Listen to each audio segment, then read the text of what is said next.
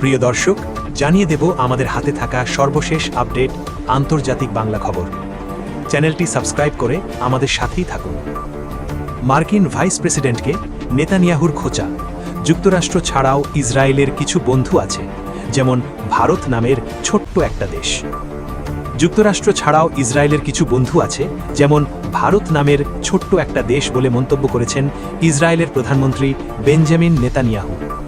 সারা বিশ্বে যুক্তরাষ্ট্রের বাইরে ইসরায়েলের আর কোনো শক্তিশালী মিত্র অবশিষ্ট নেই।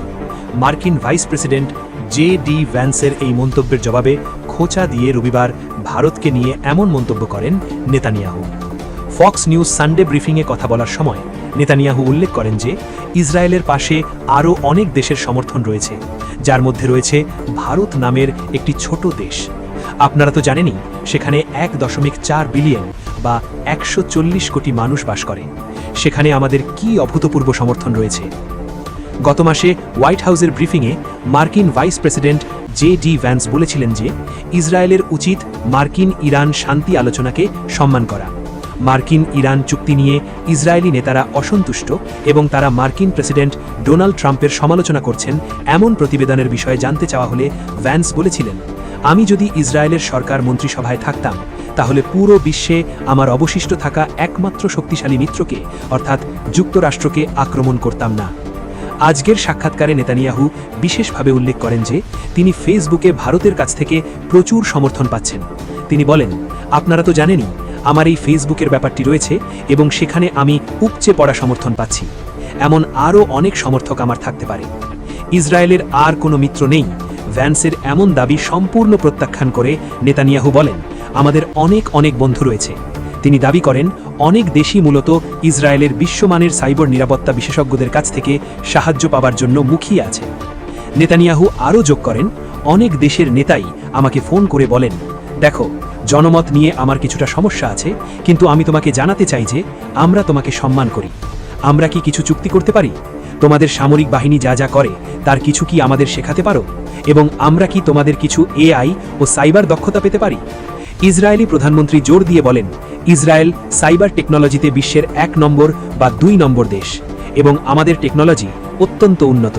তাই বাহ্যিকভাবে সম্পর্ক যেমনটা দেখায়, আসলে তা মোটেও তেমন নয়। এর আগে এই বছরের ফেব্রুয়ারিতে ভারতের প্রধানমন্ত্রী নরেন্দ্র মোদী ইসরায়েল সফরে যান। তখন সেখানে এক অনুষ্ঠানে বক্তব্যে মোদী বলেন, ইসরায়েল আমাদের পিতৃভূমি, ভারত আমাদের মাতৃভূমি। তিনি ইসরায়েলের সঙ্গে ভারতের ঐতিহাসিক সম্পর্কের কথা উল্লেখ করে বলেছিলেন, দুই দেশের জনগণের মধ্যে পারস্পরিক শ্রদ্ধা ও বন্ধুত্ব দীর্ঘদিনের। ভারত ও ইসরায়েলের মধ্যে গত 1 দশকে সামরিক সম্পর্ক আরও জোরদার হয়েছে। এদিকে তেহরানের হস্তক্ষেপ ছাড়া লেবাননে শান্তি প্রতিষ্ঠা সম্ভব নয়। আঞ্চলিক স্থিতিশীলতা ও নিরাপত্তা রক্ষাকারী শক্তি হিসেবে ইরানের ভূমিকা ছাড়া লেবাননে শান্তি প্রতিষ্ঠা সম্ভব নয় বলে জানিয়েছেন দেশটির পার্লামেন্ট স্পিকার মোহাম্মদ বাকের কালিবাফ। স্থানীয় সময় রবিবার 5 জুলাই লেবাননের সশস্ত্র গোষ্ঠী হিজবুল্লাহর জ্যেষ্ঠ সদস্য মোহাম্মদ ফানিসের সঙ্গে বৈঠকে তিনি একথা বলেন। কালিবাফ বলেন, ইরানের বিরুদ্ধে যুক্তরাষ্ট্র ও ইসরায়েলের সাম্প্রতিক আগ্রাসনের ফলে লেবানন সহ বৃহত্তর পশ্চিম এশিয়া অঞ্চলে সংঘাত ছড়িয়ে পড়েছিল। এমন পরিস্থিতিতে এই অঞ্চলে শান্তি কেবল ইরানের মাধ্যমেই অর্জন করা সম্ভব। এই জ্যেষ্ঠ কর্মকর্তা আরও জানান, গত মাসে ইরান ও যুক্তরাষ্ট্রের মধ্যে স্বাক্ষরিত সমঝোতা মোতাবেকে হিজবুল্লাহ সহ ওই অঞ্চলে ইরানের মিত্র প্রতিরোধ শক্তিগুলির বিরুদ্ধে আগ্রাসন বন্ধের বিষয়ে সমঝোতা স্মারক চুক্তিতে স্পষ্ট শর্ত নির্ধারণ করা হয়েছে। তেহরান লেবাননের ভূখণ্ডগত অখণ্ডতা ও সার্বভৌমত্বের ওপর বিশেষ গুরুত্ব দেওয়া হয়েছে।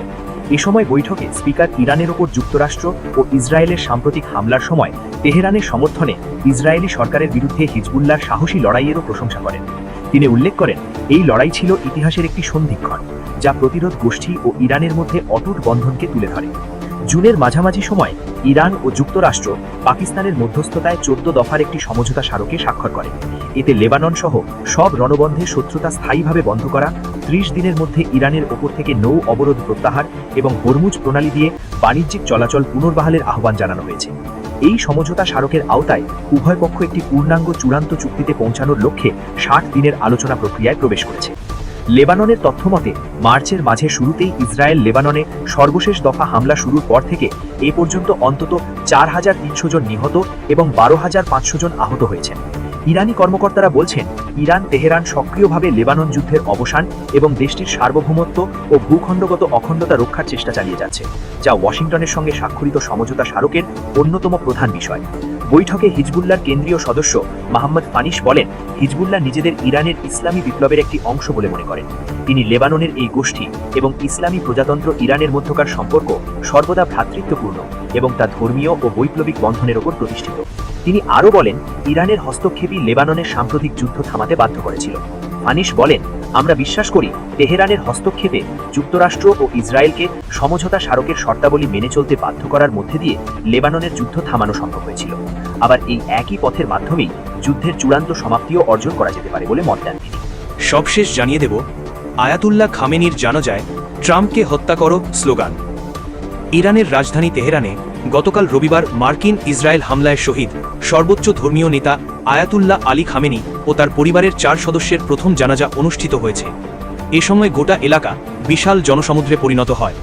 লাখো অংশগ্রহণকারী ধর্মীয় বাণী আওড়ে এবং বুক চাপড়ে এই শহীদ নেতার প্রতি শোক ও শ্রদ্ধা প্রকাশ করেন। শহীদ নেতা ও তার স্বজনদের এই জানাজার সময় কঠোর নিরাপত্তা ব্যবস্থা নেওয়া হয়। জানাজা শুরুর আগে সেখানে সমবেত জনতার মধ্যে যুক্তরাষ্ট্র ও ইসরায়েল বিরোধী স্লোগান শোনা যায়। একই সঙ্গে খামেনিকে হত্যার প্রতিশোধ নেওয়ার আহ্বানও জানান অনেকে। রবিবার 5 জুলাই গ্র্যান্ড মোসাল্লা থেকে আল জাজিরার সাংবাদিক তৌহিদ আসাদি জানান, জানাজায় উপস্থিত মানুষের মধ্যে তীব্র আবেগ ও ক্ষোভের বহিঃপ্রকাশ দেখা গেছে। চারদিক থেকে আমেরিকা ধ্বংস হোক এবং ইসরায়েল ধ্বংস হোক স্লোগান দেওয়া হয়। সমাবেশে উপস্থিত অনেকেই হত্যাকাণ্ডের প্রতিশোধ নেওয়ার দাবি জানান।